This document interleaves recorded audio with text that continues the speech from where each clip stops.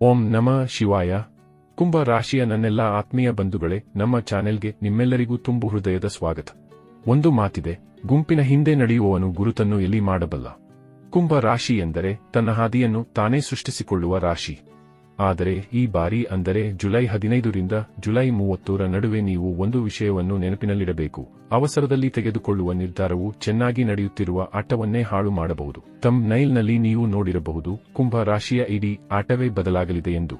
ಹೌದು ಬಂಧುಗಳೇ, ಈ 15 ದಿನಗಳ ಕಾಲಾವಧಿ ಕೇವಲ ದಿನಗಳಲ್ಲ, ಇದು ನಿಮ್ಮ ಜೀವನದ 3 ಪ್ರಮುಖ ರಂಗಗಳ ಮೇಲೆ ನೇರ ಪರಿಣಾಮ ಬೀರಲಿದೆ.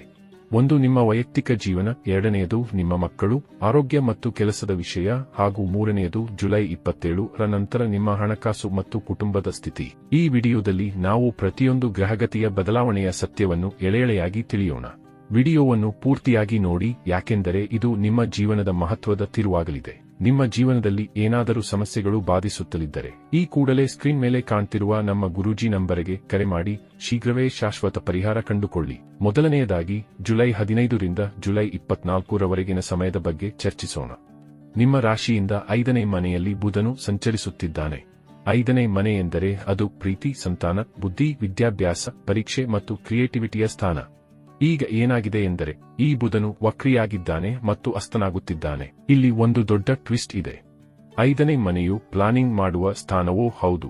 ಈ ಸಮಯದಲ್ಲಿ ನಿಮ್ಮ ಹಳೆಯ ಮೆಸೇಜ್ಗಳು, ನಿಮ್ಮ ವೈಯಕ್ತಿಕ ಜೀವನಕ್ಕೆ ಸಂಬಂಧಿಸಿದ ಹಳೆಯ ವ್ಯಕ್ತಿಗಳು ಅಥವಾ ಹಳೆಯ ಹೂಡಿಕೆಯ ಆಲೋಚನೆಗಳು ಮತ್ತೆ ನಿಮ್ಮ ಮುಂದೆ ಬರಬಹುದು. ಯಾವುದೋ ಒಂದು ಮುಗಿದುಹೋದ ಸಂಬಂಧ ಮತ್ತೆ ಶುರುವಾಗಬಹುದು ಅಥವಾ ಹಳೆಯ ವ್ಯಕ್ತಿ ನಿಮ್ಮನ್ನು ಸಂಪರ್ಕಿಸಬಹುದು. ಆದರೆ ಎಚ್ಚರ, ಇದು ಒಂದು ದೊಡ್ಡ ಬಲೆಯೂ ಇರಬಹುದು. ಯಾಕೆಂದರೆ ಈಗ ನಿಮ್ಮ ಮನಸ್ಸು ಅಥವಾ ಹೃದಯವು ಬೇಗ ನಿರ್ಧಾರ ತೆಗೆದುಕೊಳ್ಳುತ್ತದೆ. ಆದರೆ ಬುಧನು ಅಸ್ತನಾಗಿರುವುದರಿಂದ ನಿಮ್ಮ ಬುದ್ಧಿಯು ಆಮೇಲೆ ಪ್ರಶ್ನಿಸುತ್ತದೆ, ನಾನು ಇದೇನು ಮಾಡಿಬಿಟ್ಟೆ ಎಂದು. ಆದ್ದರಿಂದ ಒಂದು ನಿಯಮ ನೆನಪಿಡಿ, ಹಳೆಯ ಸಂಬಂಧಗಳು ಬಂದ ಕೂಡಲೇ ಕಮಿಟ್ಮೆಂಟ್ ನೀಡಬೇಡಿ. ಮಗು ಓದಿನಿಂದ ಓಡಿ ಹೋಗುತ್ತಿದ್ದರೆ ತಕ್ಷಣ ಬೈದು ಪರಿಸ್ಥಿತಿ ಹಾಳು ಮಾಡಬೇಡಿ. ಹೂಡಿಕೆಯ ಅವಕಾಶ ತುಂಬಾ ಆಕರ್ಷಕವಾಗಿ ಕಂಡರೆ ಅಲ್ಲಿ ಅಪಾಯ ಅಡಗಿದೆ ಎಂದು ತಿಳಿಯಿರಿ. ಸಹಸಾ ವಿದಧೀತನ ಕ್ರಿಯಾಂ ಅಂದರೆ ಆಲೋಚನೆ ಮಾಡದೆ ಮಾಡಿದ ಕೆಲಸ ದೊಡ್ಡ ಸಂಕಷ್ಟ ತರಬಹುದು. ಬಂಧುಗಳೇ, ಈಗ 2ನೇ ರಂಗದ ಬಗ್ಗೆ ಮಾತನಾಡೋಣ. ಗುರುದೇವನು ಉಚ್ಚ ಸ್ಥಾನದಲ್ಲಿದ್ದಾನೆ, ಆದರೆ ಅಸ್ತನಾಗಿದ್ದಾನೆ. ಜೊತೆಗೆ ಜುಲೈ 16ರಿಂದ ಸೂರ್ಯದೇವನು ನಿಮ್ಮ ರಾಶಿಯಿಂದ 6ನೇ ಮನೆಗೆ ಪ್ರವೇಶಿಸುತ್ತಾನೆ. ಈ ಸೂರ್ಯ ಮತ್ತು ಗುರು ಇಬ್ಬರೂ ಸೇರಿ ನಿಮ್ಮ 6ನೇ ಮನೆಯನ್ನು ಆಕ್ಟಿವೇಟ್ ಮಾಡುತ್ತಾರೆ. 6ನೇ ಮನೆ ಎಂದರೆ ರೋಗಋಣ, ಸಾಲ, ಶತ್ರು, ಸಂಘರ್ಷ, ಕಚೇರಿಯ ಒತ್ತಡ ಮತ್ತು ದಿನನಿತ್ಯದ ಹೋರಾಟದ ಸ್ಥಾನ. ಇದರ ಅರ್ಥವೇನು? ಕೆಲಸದ ಒತ್ತಡ, ಆಫೀಸ್ನಲ್ಲಿ ಕೆಲಸ ಹೆಚ್ಚಾಗಲಿದೆ, ಜವಾಬ್ದಾರಿಗಳು ಹೆಚ್ಚಲಿವೆ. ನಿಮ್ಮ ಜೊತೆ ಕೆಲಸ ಮಾಡುವವರು ಯಾವುದಾದರೂ ಕೆಲಸವನ್ನು ತಡೆಹಿಡಿದು ನಿಮ್ಮ ಮೇಲೆ ಒತ್ತಡ ಹೇರಬಹುದು.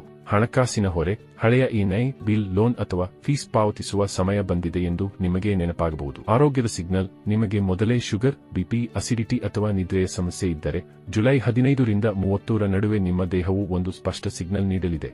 ಈಗಲಾದರೂ ರೂಟೀನ್ ಸುಧಾರಿಸಿಕೊಳ್ಳಿ, ಇಲ್ಲದಿದ್ದರೆ ನಷ್ಟ ಅನುಭವಿಸುತ್ತೀರಿ. ಕಾಯಿಲೆಗಳು ಇದ್ದಕ್ಕಿದ್ದಂತೆ ಬರುವುದಿಲ್ಲ, ಆದರೆ ನಿಮ್ಮ ಹಳೆಯ ನಿರ್ಲಕ್ಷ್ಯ ಈ ಸಮಯದಲ್ಲಿ ನಿಮ್ಮನ್ನು ಹಿಡಿಯಬಹುದು. ರಾತ್ರಿ ತಡವಾಗಿ ಮಲಗುವುದು ಅಥವಾ ಆಹಾರ ಕ್ರಮ ಸರಿಯಿಲ್ಲದಿದ್ದರೆ ಈ ಅವಧಿಯಲ್ಲಿ ಒತ್ತಡ ಹೆಚ್ಚಾಗುವುದು ಖಚಿತ. ಬಂಧುಗಳೇ, 3ನೇ ಪ್ರಮುಖ ವಿಷಯವೆಂದರೆ ನಿಮ್ಮ 7ನೇ ಮನೆಯಲ್ಲಿ ಕುಳಿತಿರುವ ಶುಕ್ರ ಮತ್ತು ಕೇತು. 7ನೇ ಮನೆ ಎಂದರೆ ದಾಂಪತ್ಯ ಜೀವನ, ಮದುವೆ, ವ್ಯಾಪಾರ, ಬಿಸಿನೆಸ್ ಪಾರ್ಟ್ನರ್ ಮತ್ತು ಕ್ಲೈಂಟ್ಸ್. ಇಲ್ಲಿ ಒಂದು ದೊಡ್ಡ ಆಟ ನಡೆಯುತ್ತದೆ. ಶುಕ್ರ ಮತ್ತು ಕೇತು ಒಂದೇ ಕಡೆ ಇರುವುದರಿಂದ ನಿಮ್ಮ ಎದುರಿರುವ ವ್ಯಕ್ತಿ ಬಹಳ ಸಿಹಿಯಾಗಿ ಮಾತನಾಡಬಹುದು. ಆದರೆ ಕಮಿಟ್ಮೆಂಟ್ ನೀಡುವ ಸಮಯ ಬಂದಾಗ ಅವನು ಹಿಂದೆ ಸರಿಯುವ ಸಾಧ್ಯತೆ ಇದೆ. ಯಾವುದೋ ಒಂದು ಸಂಬಂಧ ಮೇಲ್ನೋಟಕ್ಕೆ ತುಂಬಾ ಸುಲಲಿತವಾಗಿ ಕಾಣಬಹುದು, ಆದರೆ ಒಳಗಡೆ ಗೊಂದಲವಿರುತ್ತದೆ. ಕ್ಲೈಂಟ್ ನಿಮ್ಮ ಕೆಲಸವನ್ನು ಹೊಗಳಬಹುದು, ಆದರೆ ಪೇಮೆಂಟ್ ಮಾಡುವಾಗ ತಡ ಮಾಡಬಹುದು. ಬಿಸಿನೆಸ್ ಪಾರ್ಟ್ನರ್ ಪ್ರಾಮಿಸ್ ಮಾಡಬಹುದು, ಆದರೆ ಷರತ್ತುಗಳನ್ನು ಸ್ಪಷ್ಟವಾಗಿ ಇಡದಿರಬಹುದು. ಆದ್ದರಿಂದ ಜುಲೈ 15ರಿಂದ 30ರವರೆಗೆ ಒಂದು ಸೂತ್ರ ನೆನಪಿಡಿ: ಜನರ ಮಾತುಗಳಿಗಿಂತ ಅವರ ನಡವಳಿಕೆಯನ್ನು ನಂಬಿ. ಹೊಗಳಿಕೆಗಿಂತ ಲಿಖಿತವಾದ ಸ್ಪಷ್ಟತೆಯನ್ನು ನಂಬಿ. ಸತ್ಯವನ್ನು ಹೇಳಿ, ಆದರೆ ಅದು ಎದುರಿರುವ ವ್ಯಕ್ತಿಯನ್ನು ಒಡೆಯುವಂತೆ ಇರಬಾರದು. ಈಗ ಜುಲೈ 27ರ ನಂತರ ಏನಾಗಲಿದೆ ಎಂಬುದು ಬಹಳ ಮುಖ್ಯ. ಅಂದು ಶನಿದೇವನು ವಕ್ರಿಯಾಗುತ್ತಿದ್ದಾನೆ. ಇದು ನಿಮ್ಮ 2ನೇ ಮನೆಯ ಮೇಲೆ ಪರಿಣಾಮ ಬೀರಲಿದೆ. 2ನೇ ಮನೆ ಎಂದರೆ ಧನ, ಉಳಿತಾಯ, ಕುಟುಂಬ, ಮಾತು ಮತ್ತು ಭೋಜನದ ಸ್ಥಾನ. ಶನಿ ವಕ್ರಿಯಾದಾಗ ಏನಾಗಬಹುದು? ಯಾವುದೋ ಒಂದು ಹಳೆಯ ದೊಡ್ಡ ಖರ್ಚು ನಿಮ್ಮ ಮುಂದೆ ಬರಬಹುದು. ಕುಟುಂಬದಲ್ಲಿ ಹಳೆಯ ವಿಷಯಗಳು ಮತ್ತೆ ಚರ್ಚೆಗೆ ಬರಬಹುದು. ನೀವು ಆಡಿದ ಒಂದು ಮಾತನ್ನು ಹಿಡಿದು ದೊಡ್ಡ ವಿವಾದ ಮಾಡಬಹುದು. ಹಣ ಬರುತ್ತಿರುವಂತೆ ಕಾಣುತ್ತದೆ, ಆದರೆ ಉಳಿಯುವುದು ಕಷ್ಟವಾಗಬಹುದು. ಆದ್ದರಿಂದ ಜುಲೈ 27ರ ನಂತರ ಹಣ ಮತ್ತು ಮಾತು, ವಾಣಿ ಎರಡನ್ನೂ ಸಂಭಾಳಿಸಿ. ಅವಸರದಲ್ಲಿ ಹಣ ಖರ್ಚು ಮಾಡುವುದು ಅಥವಾ ಯೋಚಿಸದೆ ಮಾತನಾಡುವುದು ದೊಡ್ಡ ನಷ್ಟ ತರಬಹುದು. ಬಂಧುಗಳೇ, ಈ 15 ದಿನಗಳನ್ನು ಮಂಗಳಮಯವಾಗಿಸಿಕೊಳ್ಳಲು ಶನಿ ಮಹಾರಾಜನ ಪೂಜೆ ಮಾಡಿ. ಓಂ ಪ್ರಾಂ ಪ್ರೀಂ ಪ್ರಾಂ ಸಾ ಶನೈಶ್ಚರಾಯ ನಮಃ ಮಂತ್ರವನ್ನು ಜಪಿಸಿ. ಪ್ರತಿದಿನ ಹನುಮಾನ್ ಚಾಲಿಸಾವನ್ನು ಪಠಿಸುವುದು ನಿಮಗೆ ಶುಭ ತರಲಿದೆ. ಮುಖ್ಯವಾಗಿ ಬಡವರಿಗೆ, ದೀನದಲಿತರಿಗೆ ಮತ್ತು ಅಶಕ್ತರಿಗೆ ಅನ್ಯಾಯ ಮಾಡಬೇಡಿ. ಅವರ ಸೇವೆಯಲ್ಲಿ ತೊಡಗಿಸಿಕೊಳ್ಳಿ. ನಿಮ್ಮ ಕುಂಡಲಿಯ ವೈಯಕ್ತಿಕ ವಿಶ್ಲೇಷಣೆ ಕೂಡ ಬಹಳ ಮುಖ್ಯ. ನೀವು ಜಗತ್ತಿನ ಯಾವುದೇ ಮೂಲೆಯಲ್ಲಿದ್ದರೂ ನಿಮ್ಮ ಕುಂಡಲಿಯ ಬಗ್ಗೆ ಚರ್ಚಿಸಲು ಕೆಳಗಿನ ಸಂಖ್ಯೆಯನ್ನು ಸಂಪರ್ಕಿಸಬಹುದು.